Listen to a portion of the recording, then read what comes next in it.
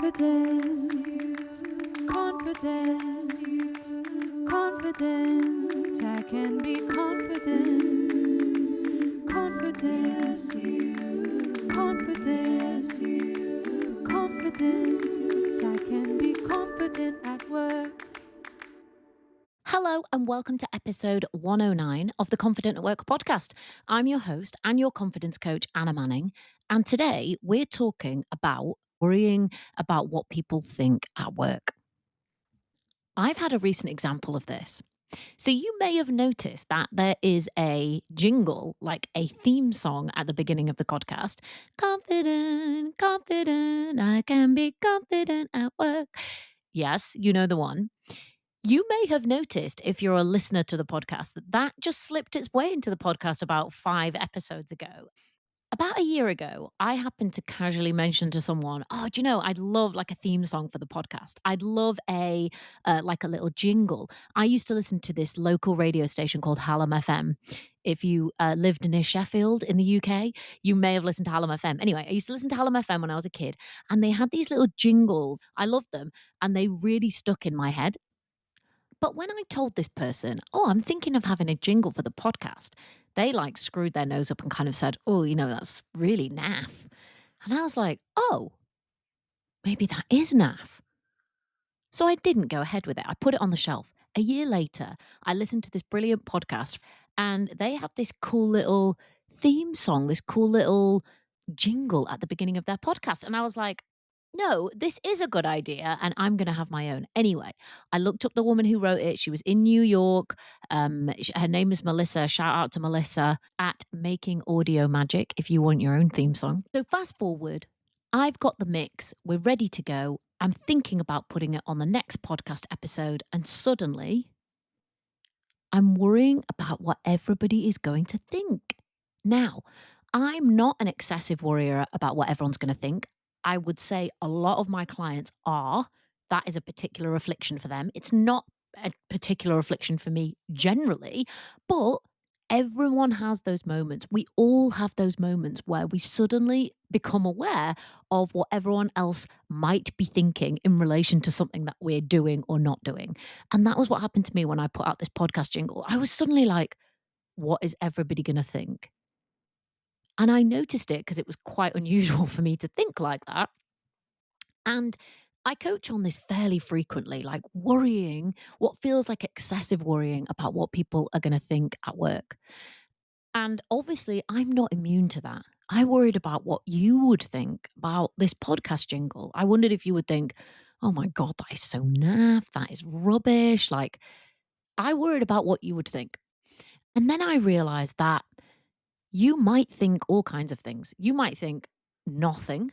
You might not have even noticed. You might have thought, "Oh, that's cool, like a little podcast jingle, nice." Or you might have thought, "That is a bit naff, but never mind. I like the podcast and I'm going to carry on listening to it." Or you might have thought, "That is so naff. I'm never going to listen to that podcast ever again." The point is that I wasted my time getting in your head and trying to figure out what you would think. What a waste of my time.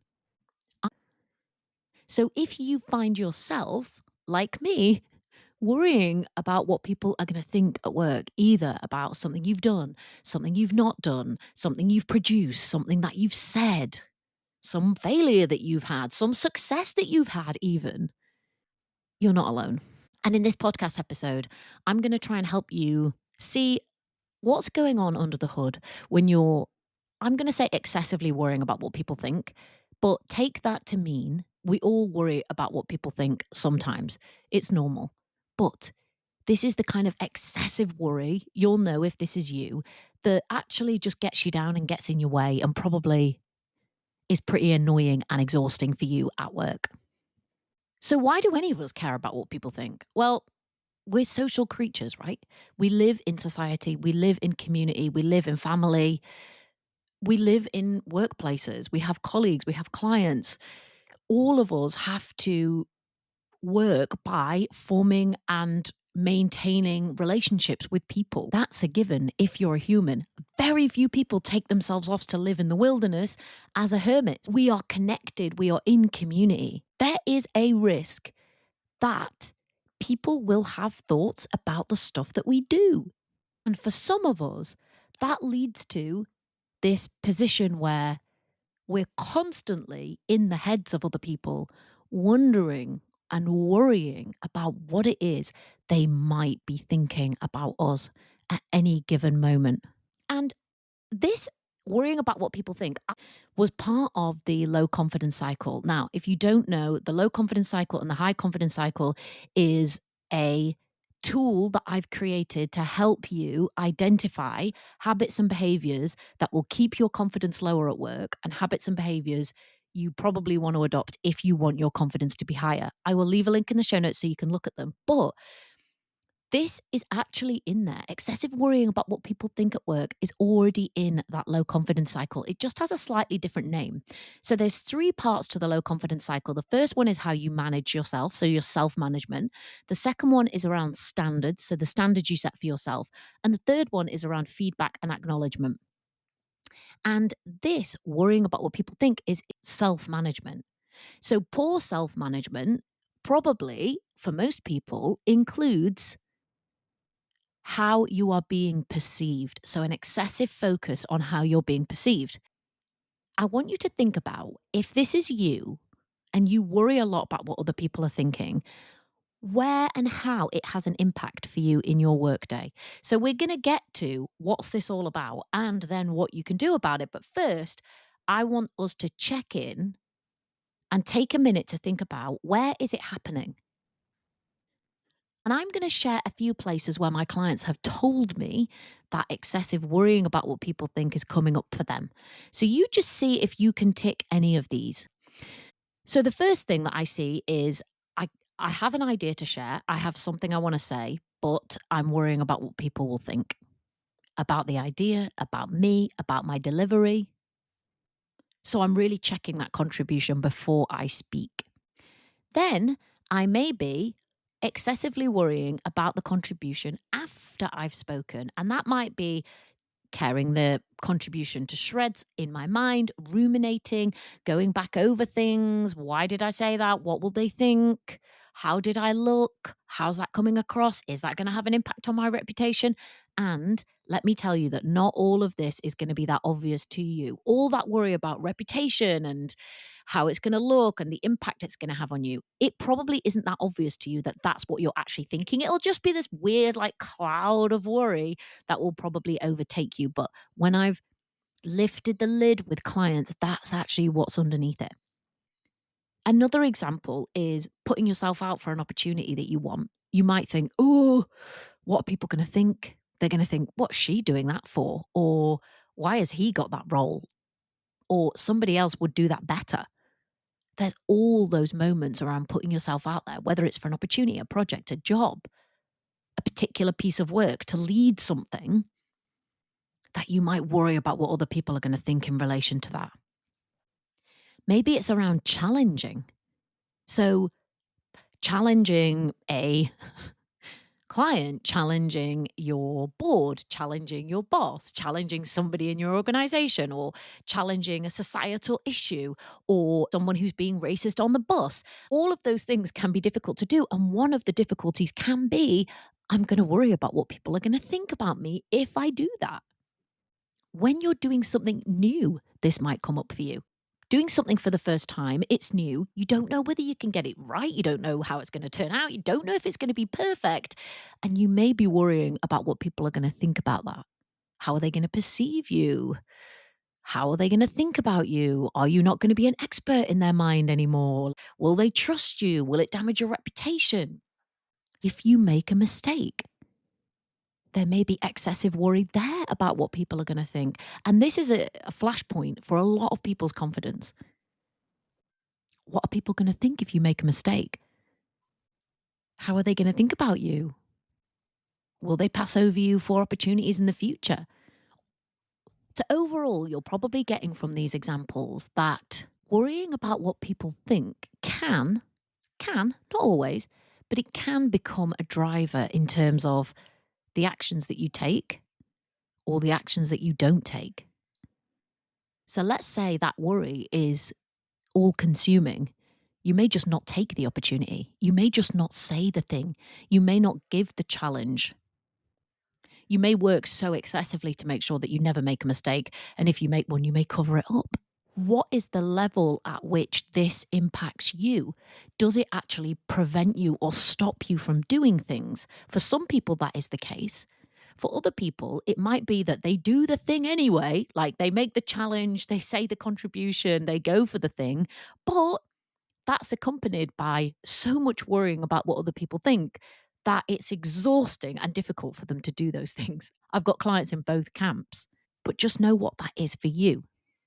And the impact of all that, it may stop you going for things, opportunities, promotions, or it may just hamper your efforts as you do them, exhaust you, cause you to lose focus, cause you to be in your head instead of present in where you're actually supposed to be. It may just turn you into an anxious mess that actually doesn't really enjoy your job anymore. Just know for you, where are the places where this pops up? And what is the impact on you? How does it feel to be you at work when you're worrying so much about what other people think? What's that like for you? What's it like to work under that kind of rumination and scrutiny? Can't imagine that it's easy. I imagine you've got a lot of challenges in your everyday, in your work life as it is, without all that being added onto the top of it.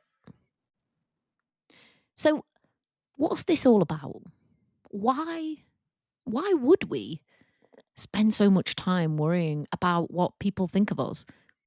And when I dived into this, there seems to be some common things that come out. Now, obviously, the first thing I said in the podcast was we're social creatures. We live in community. We live in workplaces. We have colleagues, etc. So there are people around, and we have to get on with those people if we're going to succeed. And that means that sometimes people are going to have thoughts about stuff that we do. That's a reality for most of us. They may not have as many thoughts as you think they do. And their thoughts may not be as harsh as you think they are. And I'm going to get onto a piece of research that seems to prove that this is the case. But we rely on others. We are connected with others. So we care about what other people think because it has an impact on us. Let's say we're excessively worrying about everything being perfect. Maybe underneath that, we actually don't want to lose face. We don't want to have our reputation tarnished or our reputation damaged. We want people to think of us as a competent professional. We want people to think of us as an expert. And we worry that if something is less than perfect, maybe they won't see us like that anymore. For a lot of us, our professional reputation is important. We've spent years focusing on it and cultivating it. It's not who we are, but it's what we do and we care about it. So we worry about that loss of respect and that loss of reputation. And if you look into the literature, psychologists think that a lot of it stems from a fear of rejection from society, community, workplace, fear of rejection from our professional standing. Fear of rejection is very like primal instinct, I think, for humans. And if you listen to, the kind of pop psychology, that will tell you that rejection in early human species was a pretty dangerous thing. One of the reasons that humans were able to survive and evolve was because we are a communal species. Now, imagine the threat of being cast out into the cold. That probably means death. And I don't know the truth about this, but I wouldn't be surprised if some of that was so wired into our psyche that we don't realize that getting something wrong at work doesn't actually mean we're not going to be cast out into the wild and probably die. It feels painful to us, the idea of it. Even if it's not going to be practically painful, and you might say it is going to be practically painful if my reputation is ruined and I lose my job and my house and my friends and my family, right? Practically, that's going to be terrible, but it's an emotional pain I think we fear the most. Rejection feels crushing to us, whether that's in a social situation, in a professional situation. So it makes sense that we may have developed ways of ensuring that that rejection does not occur. And one of them might be this excessive worrying about what people think. Now, I'm not a psychologist. I'm not a psychiatrist. I'm coming at this as a coach. But many, many times when I'm working with clients, I've helped them to get under the hood and really see, what are you actually afraid of? And when it comes down to it, in almost every one of those conversations, the end point is that you end up losing everything and everyone and being a bag lady or some flavor of that. And you're not going to be consciously aware of that in the moment.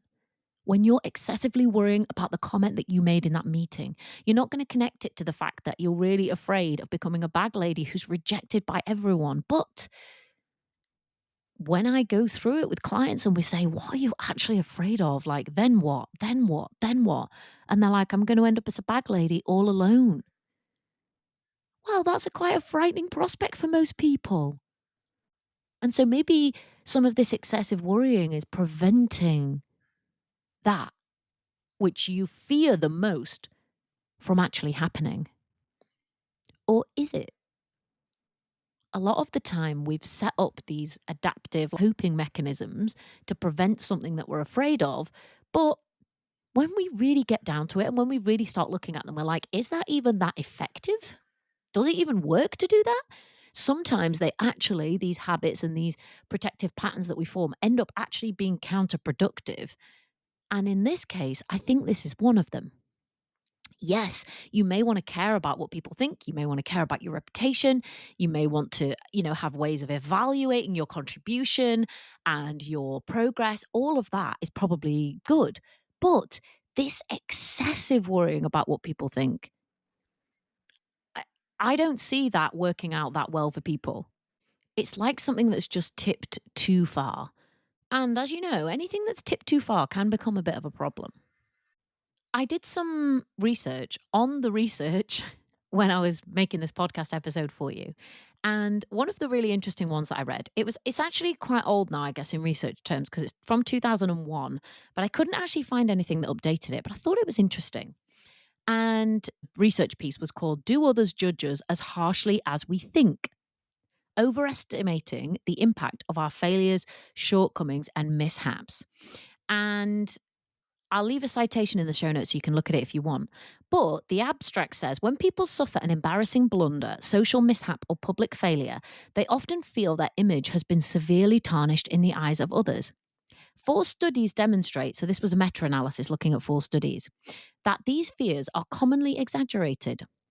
So people who imagined committing one of several social blunders and people who experienced a public intellectual failure both thought that they would be judged more harshly by others than they actually were, which they say produced unnecessary social anxiety.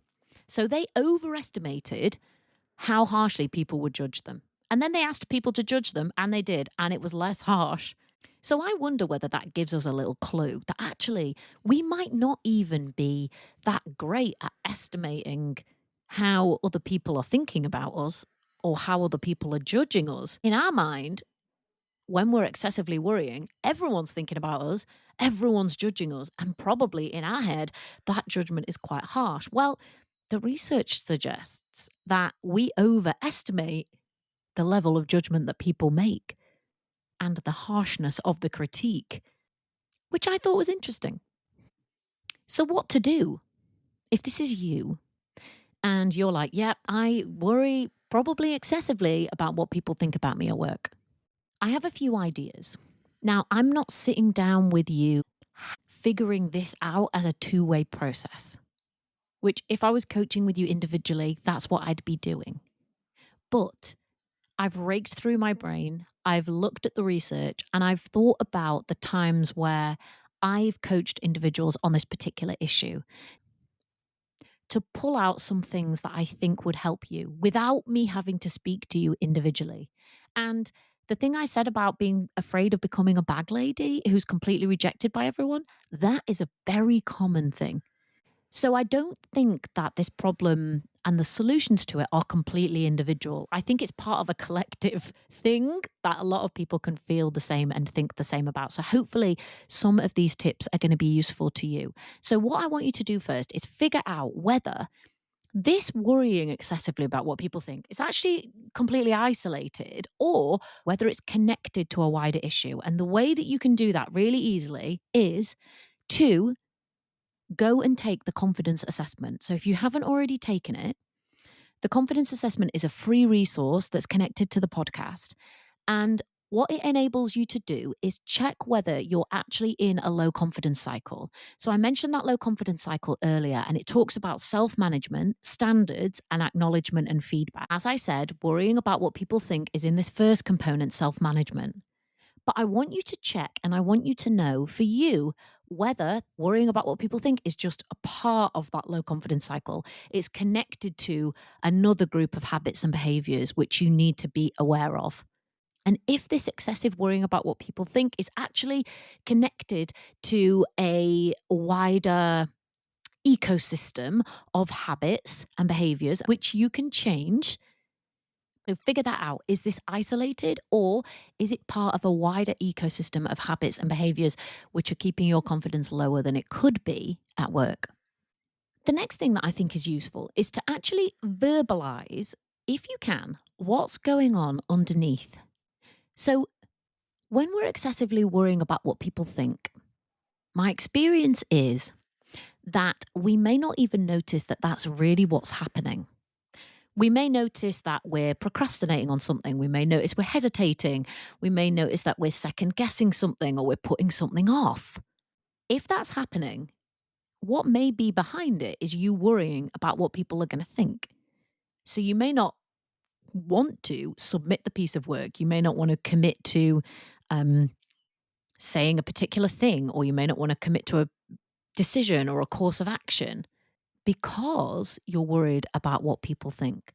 Now, this can be used in any setting, but here's my example to actually verbalize what's happening underneath.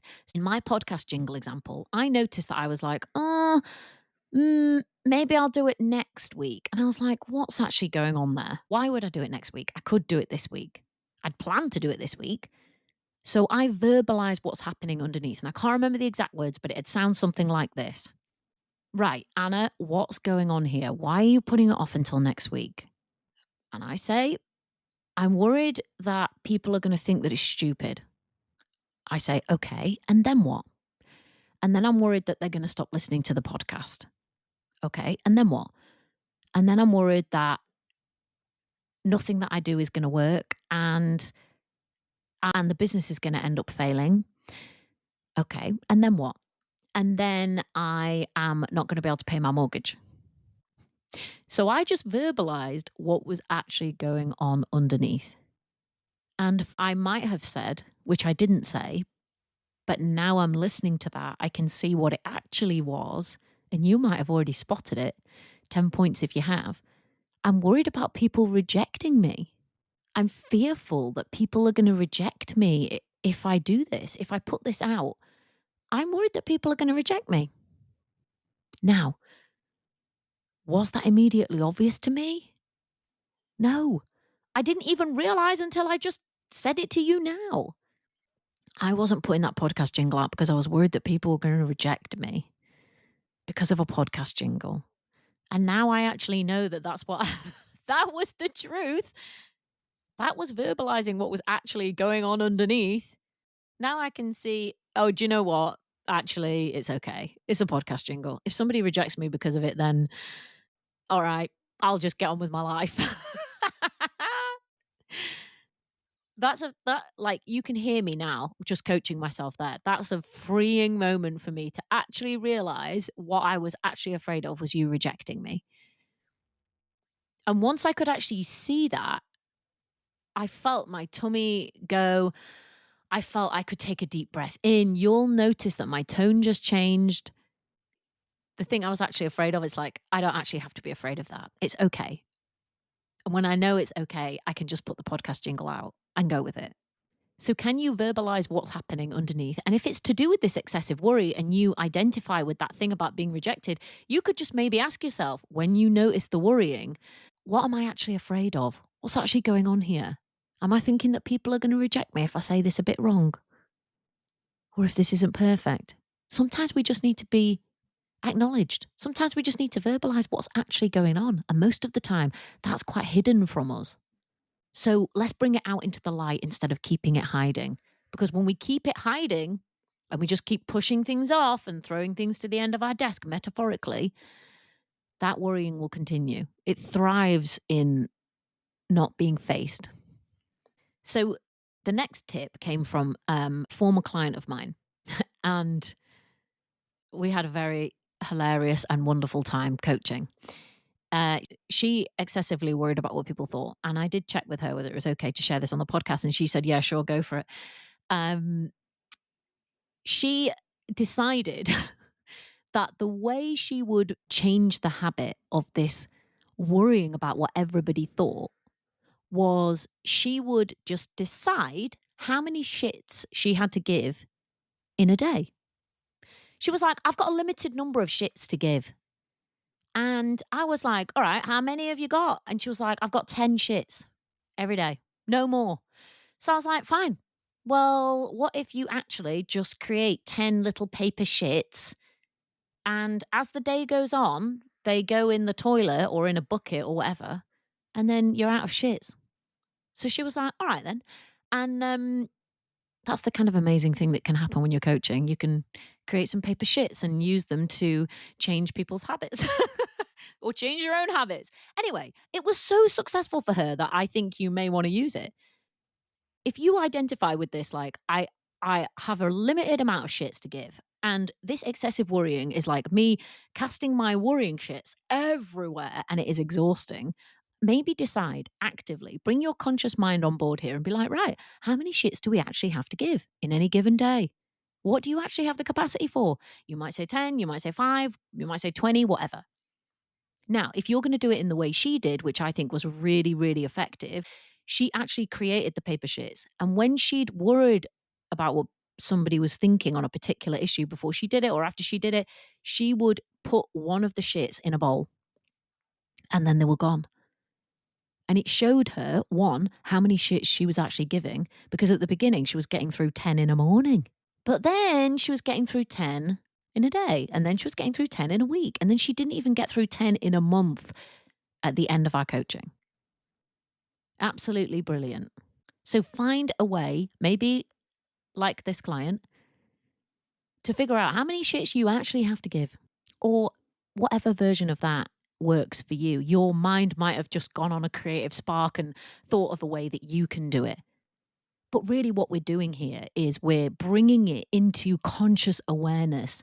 How many times is this actually happening? How many times do I actually have the capacity for this to happen? And let me notice where I'm spending my capacity, where I'm spending my shits, so that I can bring my conscious mind on board and be like, I'm sorry, but I've given a shit 4 times already this morning. And do let me know if you make some paper shits or tag me on social media and show me your paper shits that you make. I would be really pleased to see them. Or maybe you can just have 10 shit emojis on a document on your desktop and delete them as you go. Who knows? Anyway, I will leave that one with you. The next tip I have is to notice whether the thing you think somebody else is thinking, is it actually what you're thinking? Here's a recent example. I was coaching somebody who was due to be on a panel and there was going to be a Q&A, so question and answer session. And basically anyone from the audience could ask a question. They didn't know what the questions were going to be in advance. It wasn't scripted. So they were just there live as experts to, answer questions and get debate going, etc. And this client was really nervous about that because she was like, I can't prep. I don't know what they're going to ask me. So we went through it and I was like, well, what are you afraid would happen? And this client, again, who's given their permission for me to mention this on the podcast, said, well, I'm worried that I won't know an answer to a question. I'm like, well, what would happen if you didn't? Well, everyone will think that I'm rubbish at my job if I don't know how to answer a question. And I said, will you be thinking that? If you can't answer a question, will you be thinking I'm rubbish at my job? And she said, well, yeah. So I had to point out to her that so far, the only person that we know who's definitely thinking that is you. We don't know about those other people in the audience. The only person who was definitely thinking she was rubbish at her job if she couldn't answer a question was her. But she was not aware of that before we coached through that. Now, you want to ask yourself this question. Is it them that are thinking that? Or is it actually me? And then ask the question like I did with her. Okay, so are you actually rubbish at your job if you can't answer a question? And she said, no. And I was like, interesting. So you would think nervous and worried about what people were going to be thinking. Turns out the only one thinking it was actually you. And when you actually examined it, you didn't even believe it was true anyway. We had good fun and she had a great Q&A because she let me know by email. So the next tip I have for you is to notice that sometimes this excessive worrying about what people think can lead you to try and control what they think, which for the most part is probably a very fruitless endeavor. You might be able to influence what you're thinking, although question mark whether you can even do that most of the time, because most of the time, as you may have noticed in this podcast episode, you don't even know what the hell you're thinking. Your unconscious mind's doing all kinds of cartwheels in the background and you're oblivious. We're all oblivious. So you trying to control the minds of other people by worrying about what they think and therefore acting or behaving in a certain way to get them to think about you in a certain way. Oof, the mind games. You'd have to be like some Darren Brown trying to control everyone's mind, some kind of like amazing like mentalist, hypnotist, cult leader, whatever. When you're doing this excessive worrying about what people are going to think, you will be subtly making little manipulations all over the place to try and get people to think in a certain way. But oh my gosh, for you, how exhausting. And actually, how good are you even at doing that? How good even are you at manipulating what people think? You cannot control what people think. And you may have been trying for a really long time to control what everyone's thinking around you all the time. Well, maybe it just isn't your job, my dear. Maybe it just isn't your job. What if you could just let people think what they think? They're going to anyway. But what if you'd be like, okay, I allow you, everybody around me in my world, I allow you to think what you think. They're going to do it anyway. What if you just allow it? What does that create for you? How much more free are you? Imagine if that was in your job description. Control what everybody thinks about you at all times. You'd be like, well, that's not really achievable. But when you're excessively worrying about what other people think and you're taking a lot of action or not taking action because of it, that literally is in your job description. Maybe just let them think what they're going to think. And leave that particular bullet point of bullshit out of your job description. Okay, that's what I have for you this week. I hope it was helpful. If you want to come and work with me directly, you can come and do private coaching one-on-one. I will leave a link in the show notes where you can click through and book a time in my diary. I give you a 60-minute call and go through what your particular challenges are, where you would like to get to, and I help you to understand what patterns and behaviors you're going to need to shift in order to get where you want. As a first off, I recommend that you go and take that confidence assessment. It is free and it's really going to help you to start getting under your own hood in relation to the confidence stuff that we talk about on the podcast. The doors to the members club will open again in September. So look out and wait out for that if you're a female professional and you might want to come and join us inside the members club. The other thing that you can do is just tap through and give the podcast a review or a rating, even if it's just a star rating. Apparently, it really helps. I enjoyed spending time with you this week. I hope you enjoyed it too. And I hope you enjoy the jingle, which is the outro. But even if you don't, it's going to be there anyway. See you next week. Bye. Confidence, confidence, confident. I can be confident.